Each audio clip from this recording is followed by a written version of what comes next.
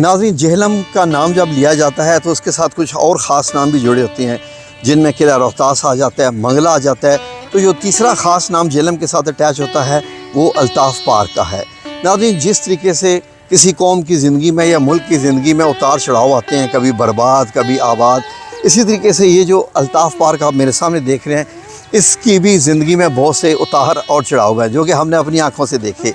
ایک وقت تھا کہ جب یہ الطاف پارک بنا تھا تو اس میں تقریباً جو ایک بیسک پارک کے جھولے ہوتے ہیں بہت سارے، وہ اس میں سارے کے سارے موجود تھے، ہر قسم کے۔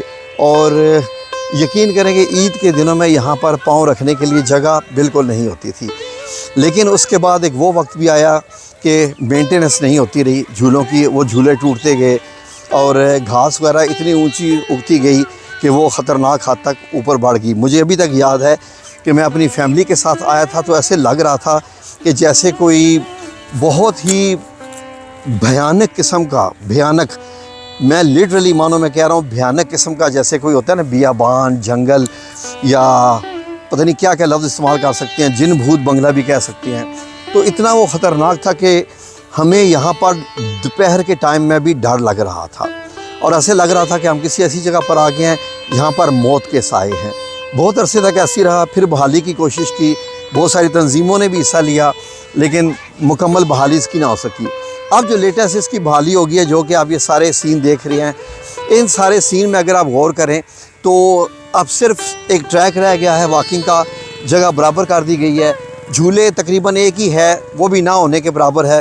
بچے بڑی تعداد میں آ رہے ہیں یہ سننے کے بعد کہ پارک آباد ہو گیا ہے، لیکن بیسیکلی اب لیٹس سے کہ یہ ایک ایسی جگہ رہ گئی ہے کہ جہاں آپ آ کے بیٹھ سکتے ہیں۔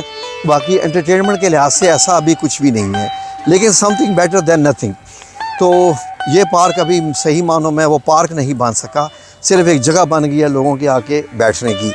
تو ہم بہت دفعہ یہاں پر آتے رہے ہیں، اور یہاں پر آنے کے بعد ہم ویڈیوز بناتے رہے ہیں۔ ایک دفعہ تو میں اپنی فیملی کے ساتھ ویڈیو بنانے کے لیے آیا، کیونکہ ہم پوری ٹیم خود ہی ہیں۔ یقین کریں کہ خطرناک قسم کے کتے ہمارے پیچھے لگ گئے اور انہیں خوفناک آوازیں بھی نکالنی شروع کر دی، 5-6۔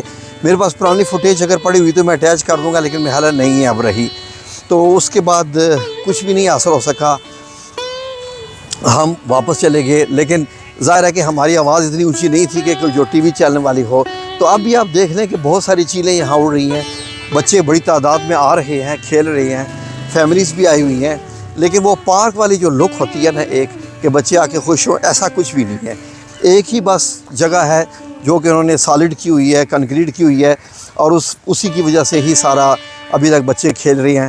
تو جہلم کو ایک پارک چاہیے، تو ہم نے آپ کو بتایا تھا کہ باغ ملہ میں ایک پارک بننے جا رہا ہے، اور وہ انشاءاللہ بڑا خوبصورت پارک ہوگا۔